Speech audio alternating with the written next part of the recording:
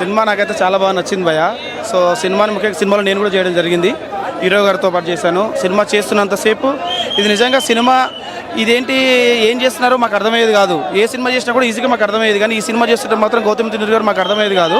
కానీ ఇక్కడికి వచ్చి స్క్రీన్ మీద చూసిన తర్వాత ఓహో ఈ సినిమాకి సినిమా స్టోరీయే హీరో, సో ఆయన రాసుకున్న రైటింగే హీరో. సో అలా అనుకుని అందులోకి తెచ్చిన విజయ్ దేవరకొండ గారిని తీసుకొచ్చి ఒక పాత్రగా చూస్తే విజయ్ దేవరకొండ గారు ఇప్పుడు చేసిన అన్ని సినిమాల మీద ఒక 100 రెట్లు ఎక్కువ పర్ఫార్మెన్స్ చేశాడు.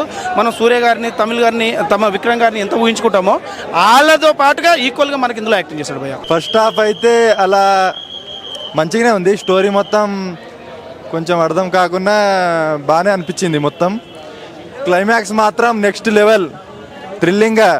ఆ పార్ట్ 2 అంట, అసలు పార్ట్ 2 ఎట్లా ఉంటుందో మనం ఎక్స్పెక్ట్ కూడా చేయలేమేమో, అంత అద్భుతంగా ఉంటుంది.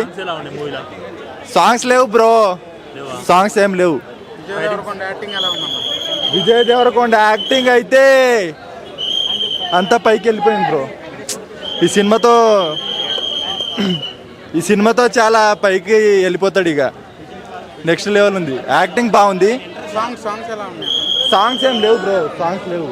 కానీ బీజిఎం అనిరుద్ధు కొట్టిండో లేదో తెలియదు, కానీ అక్కడక్కడ బీజిఎం పడిపోయింది బ్రో.